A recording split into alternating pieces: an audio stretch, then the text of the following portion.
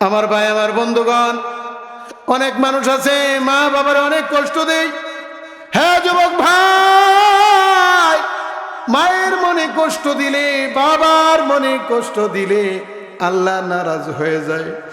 হাদিসের মধ্যে আছে, রিজার রব্বি বিরিজাল ওয়ালিদাইন ওয়া সাখাতার রব্বি বিসাখাতিল ওয়ালিদাইন। মা বাবার সন্তুষ্টি আল্লাহর সন্তুষ্টি, মা বাবার অসন্তুষ্টি আল্লাহর অসন্তুষ্টি। মা বাবা যদি অসন্তুষ্ট হয়ে যায়, আমার আল্লাহ অসন্তুষ্ট হয়ে যায়। ঠিক কিনা বলে? আমার ভাই, আমার বন্ধুগণ, মা বাবা কষ্ট পায় যদি দোয়া করে, বদদোয়া করে, এটাও আল্লাহর দরবারে কবুল হয়ে যায়। ছোট্ট একটা ঘটনা আপনাদেরকে বলি। হাদিস শরীফের মধ্যে ঘটনাটা এসেছে। হাদিসের মধ্যে এসেছে, একজন আল্লাহর বড় ওলি ছিলেন। ওনার নাম হলো হযরতে জুরাইজ রহমাতুল্লাহি আলাইহি। উনি ছিলেন মুস্তাজাবুদ দাওয়াত। উনি আল্লাহর একজন ওলি ছিলেন। যখন যে কোনো দোয়া করতেন, আল্লাহ তাআলা দোয়া কবুল করে নিতেন। যে কোনো দোয়া করতেন, উনি দোয়া করলেই আল্লাহর কাছে কবুল হয়ে যাইত। হে আমার ভাই, জুরাইজ রহমাতুল্লাহি আলাইহি মা বাবা যদি বদদুয়া করে, এটাও আল্লাহর দরবারে কবুল হয়ে যায়। মা বাবা যদি নেক দোয়া করে, এটাও আল্লাহর দরবারে কবুল হয়ে যায়।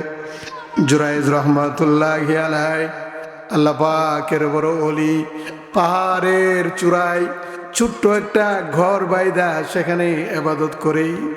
এই কোঠরির ভিতরে সারা রাত সারা দিন শুধু আল্লাহর জিকির করে। জুরাইজ শুধু আল্লাহর জিকির করে। এই ঘরের ভিতরে জুরাইজ শুধু বারবার আল্লাহর জিকির করে আর বলে, আস্তাগফিরুল্লাহ, আস্তাগফিরুল্লাহ, আস্তাগফিরুল্লাহ, আস্তাগফিরুল্লাহ।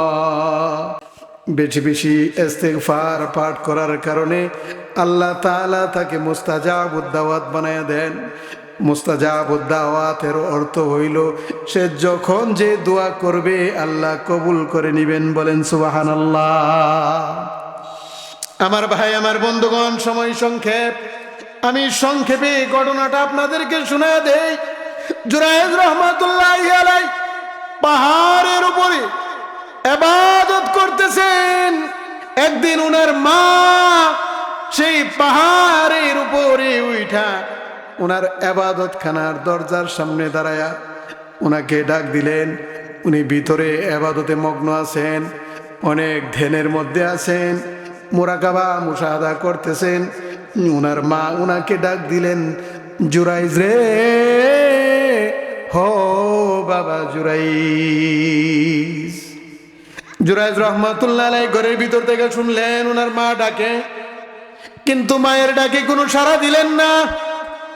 উনি চিন্তা করতেছেন আর আল্লাহকে ডাক দিয়ে বলতেছেন, আল্লাহ, আমি তোমার ইবাদতে অনেক মজা পাইলাম। এখন কি আমি মায়ের ডাকে সাড়া দিব নাকি তোমার ইবাদত করব? জুরাইজ রহমাতুল্লাহ আলাইহি চিন্তা করে পাইতেছেন না, মায়ের ডাকে সাড়া দিলেন না। উনি বললেন, মায়ের সাথে আমি পরে দেখা করব, কিন্তু মায়ের সাথে পরে দেখা করব, আল্লাহর ইবাদতে আল্লাহর জিকিরে উনি মগ্ন রইলেন। উনার মা চলে গেলেন। কিছুক্ষণ পর আবার আসলেন।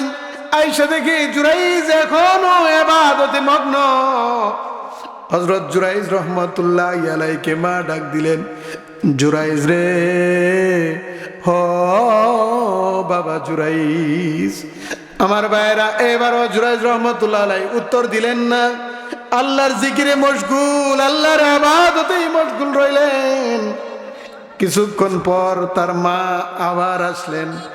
আবার আয়েশা ডাক দিলেন, জুরাইজ রে, ও বাবা জুরাইজ। জুরাইজ রহমাতুল্লাহ আলাইহি কোনো উত্তর নাই। মা ডাক দিয়ে বলে, আল্লাহ, একবার দুইবার নয়, আমি তিনবার আমার সন্তান জুরাইজকে ডাক দিলাম, আমি মার ডাকে সাড়া দিল না। ওগো আল্লাহ, আমি মায়ের ডাকে সাড়া দিল না। আল্লাহ, সে এখনো এবাদতে মগ্ন। আমি মা আর এবাদত খানার সামনে দাঁড়ায়া দুইটা হাত উঠাইয়া দিলাম। আল্লাহ, আমার সন্তান ঘরের ভিতরে থাইকা ও আমার ডাকে সাড়া দেয় না, সে ইবাদত করতেছে। আল্লাহ, আমি বদদুয়া দিয়া দিলাম, আমার এই সন্তানের বেশ্যা নারীর মুখ না দেখাইয়া তুমি মরণ দিও না। নাউজুবিল্লাহ। আমার ভাইয়েরা, আল্লাহ পাকের কাছে দোয়া কবুল হয়ে গেছে, কারণ মা তো বদদুয়া করছে, মায়ের ডাকে সাড়া দিল না। হযরতে জুরাইজ বড় ইবাদত গুজার, আল্লাহর বড় ওলি, মুস্তাজাবুদ দাওয়াত। আল্লাহর ডাকে, মায়ের ডাকে সাড়া দিল না, মা বদদুয়া করছে, বদদুয়া আল্লাহর দরবারে কবুল হয়ে গেছে। কিছুদিন পর জুরাইজ রহমতুল্লাহর উপরে একটা তুহমত দেওয়া হলো। সংক্ষেপে আমি ঘটনা বলে দেই। পাহাড়ের পাদদেশে এক মহিলা বাস করত, সুন্দরী রূপসী নারী। এই মহিলাটার বিবাহ হয় নাই। কিছুদিন পর দেখা গেছে মহিলাটা সুন্দর একটা বাচ্চা নিয়ে তার এলাকায় প্রবেশ করলো। এলাকায় প্রবেশের পরে লোকেরা জিজ্ঞাসা করলো, এই মহিলা, তুমি এ বাচ্চা পাইলা কই? তোমার তো বিবাহ শাদী কিছুই হয় নাই, তুমি এই বাচ্চা পাইলা কই? নিশ্চয়ই তুমি অপকর্ম কইরা এই বাচ্চা জন্ম দিছ, তুমি অপকর্ম কইরা এই বাচ্চা জন্ম দিছ।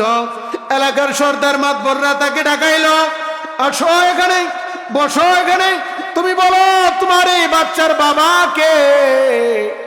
মহিলা কোনো বুদ্ধি শুদ্ধি না পাইয়া মহিলা সর্দার মাতবরদের সামনে বলে দিল, এই বাচ্চার বাবা হলো ওই যে পাহাড়ে বৈশা বৈশা ইবাদত করে জুরাইজ, ওই আল্লাহর ওলি জুরাইজ। বলেন নাউজুবিল্লাহ। বেশ্যা নারীর অপবাদ তার উপরে পড়ে গেল। লোকেরা, এলাকার লোকেরা যুবকদেরকে লেলে দিল, যাও, এই জুরাইজ এখানে ইবাদত খানা বানাইয়া এখানে সে জিনার ফ্যাক্টরি খুলে দিছে। এই যে দেখো, মহিলার সাথে অপকর্ম কইরা বাচ্চা জন্ম দিয়া দিছে, তার গড়দর সব ভেঙ্গে ফেলো, তার ইবাদত খানা ভেঙ্গে ফেলো, তাকে মায়ের ধর কইরা ইবাদত খানা ভেঙ্গে ফেললো। জুরাইজ ডাক দিয়ে বলে, কি হয়েছে, কি হয়েছে? এমন এমন ঘটনা। জুরাইজ বলে, এই কথা বইল না, তোমরা এলান করো, মায়ের ডাকে সাড়া না দিলে এমন এমন হয়, মায়ের ডাকে সাড়া না দিলে এমন এমন হয়। আমার ভাই, আমার বন্ধুগণ, বিচার আচার শুরু হইল। জুরাইজ রহমাতুল্লাহ আলাইহি বলেন, আমি এই পাপের কাজ করি নাই, এই পাপের কাজ করি নাই। মহিলা ডাক দিয়া বলে, আমার সন্তানের বাবা হলো জুরাইজ। মহিলা যা বলে তাই তো সত্যি, ঠিক না? মহিলা যা বলে তাই সত্যি। জুরাইজ রহমতুল্লাহ আলাইহি বলে, আমি এ পাপের কাজ করি নাই। মহিলা বলে, করছ? এখন সর্দার মাতবর ডাক দিয়ে বলে, তোমার কোনো সাক্ষী আসেনি? বলে, হ্যাঁ, আমার বাবা হইল ওই পাহাড়ের পাদদেশে এক রাখাল থাকে, ওই রাখাল আমার বাবা। বলেন সুবহানাল্লাহ। কিছু কিছু শিশু তারা দুনিয়াতে আসিল, যারা শিশুকালেই কথা বলছে। আল্লাহ তাআলা কথা বলাইতে পারে কি পারে না? হযরত ঈসা আলাইহিস সালাম শিশুকালে কথা বলছে, হযরত ইয়াহইয়া আলাইহিস সালাম শিশুকালে কথা বলছে। হ্যাঁ, তারপরে এক বাদশা ছিল, ওই যে ফেরাউনের স্ত্রী হযরত আসিয়া, আসিয়ার যে খাদেমা ছিল, তাকে যখন হত্যা করা হয়, একটা শিশু মাসুম বাচ্চা কথা বলছিল। তারপরে সূরা বুরুজের তাফসীরের মধ্যে পাওয়া যায়, হ্যাঁ, এক জালেম বাদশাহ এলাকার সমস্ত মুসলমানদেরকে আগুনের মধ্যে ফেলে দিতেছে। এমন সময় বাচ্চাটাকে তার মায়ের কুল থেকে কেড়ে নিয়ে আগুনে ফেলে দিছে। তখন মা ইতস্ত বোধ করতেছে, আমি কিভাবে আগুনে ঝাঁপ দিব। আগুনের ভিতর থেকে বাচ্চা ডাক দিয়ে বলছিল, মা, তুমি কি মনে করতেছো এটা জাহান্নাম? না, এটা জাহান্নাম না, এই জালিমের আগুনে প্রবেশ করে দেখো, এটা জান্নাতের বাগান হয়ে যাবে। বলেন সুবহানাল্লাহ। আর একটা বাচ্চা জুরাইজ রহমতুল্লাহ আলাইহির সাক্ষী দিছিল, ইউসুফ পয়গম্বরের সাক্ষী দিছিল, একটা মাসুম বাচ্চা, ঠিক কিনা বলেন? আমার ভাই, আমার বন্ধুগণ, বাচ্চাটা ডাক দিয়া বলে, জুরাইজ, উনি আমার পিতা না, আমার পিতা হলো ওই পাহাড়ের পাদদেশে এক রাখাল থাকে। এই রাখালের সাথে আমার মা অপকর্ম করেছে, তারপরে আমি আমার মায়ের ঘর থেকে প্রসব হয়েছি। ও সর্দার মাতবরেরা, তোমরা বুঝা রাখো, এই জুরাইজ আমার পিতা না। আমার ভাই, আমার বন্ধুগণ, প্রমাণ হয়ে গেল। মা জুরাইজ রহমাতুল্লাহ আলাইহি ডাক দিয়ে বলে, হ্যাঁ জগতের মানুষেরা, এই ঘটনা কেন ঘটেছে তোমরা জানো কিনা? আমি জানি না। লোকেরা বলে, না না না, আমরা জানি না। তোমরা তো আমাকে মারধর করলা, আমার ঘর ভেঙে দিলা। শোনো, আমার মা আমার ঘরের পাশে দাঁড়াইয়া আমাকে তিনবার ডাক দিছিল। মায়ের ডাকে সাড়া দিতে পারি নাই, মায়ের ডাকে আমি সাড়া দিতে পারি নাই, মায়ের ডাকে আমি জবাব দিতে পারি নাই। আল্লাহর ইবাদতে মগ্ন ছিলাম। আমার মা বদদুয়া করেছিল, আল্লাহ আমার সন্তানের বেশ্যা নারীর মুখ না দেখাইয়া মরণ দিও না। আমার মায়ের দোয়া আল্লাহ কবুল করেছে। হে আমার যুবক ভাই, হে পর্দার আড়ালের মা বোনেরা, হে পারুলিয়া এলাকার ভাইরা আমার, যাদের মা বাবা এখনো বেঁচে আছে, যাদের মা বাবা এখনো বেঁচে আছে, মায়ের সাথে বেয়াদবি করবা না। মা যতই বকাবকি করে না কেন, মারে একটা কথাও কইও না। বাবাই যত গালিগুলাজ করে না কেন, বাবারে একটা বকায়ও দিও না। বাবার মনে আঘাত দিও না, মায়ের মনে আঘাত দিও না। বাবার মনে, মায়ের মনে আঘাত দিলে আমার আল্লাহ সহে না। ঠিক কিনা বলেন? আল্লাহর রাসূল সাল্লাল্লাহু আলাইহি ওয়াসাল্লাম হাদিসে পাকের মাঝে ইরশাদ ঘোষণা করেন। আল্লাহ রাসূল সাল্লাল্লাহু আলাইহি ওয়াসাল্লাম বলেন, মা বাবার পায়ের নিচে, মায়ের পায়ের নিচে সন্তানের জান্নাত। এজন্য মায়ের পায়ের নিচে যেহেতু সন্তানের জান্নাত, এজন্য আমরা মা এবং বাবা উভয়ের খেদমত করতে রাজি আছি কি আছি না? জুড়ে বলেন, রাজি আছি কি আছি না? বলতে পারেন, হুজুর আমাদের অনেকের মা নাই, বাবা নাই, আমরা কি করব? আপনারা করবেন। মা বাবার কথা মনে কইরা প্রত্যেক নামাজের পরে মাতা পিতার কবরের পাশে দাঁড়ায়া বলবেন, রব্বির হামহুমা কামা রব্বায়ানি সগীরা। আল্লাহ পাক রব্বুল আলামিন আমাদেরকে বুঝার তৌফিক দান করুন। সবাই বলেন আমিন। ওয়া মা আলাইনা ইল্লাল বালাগ।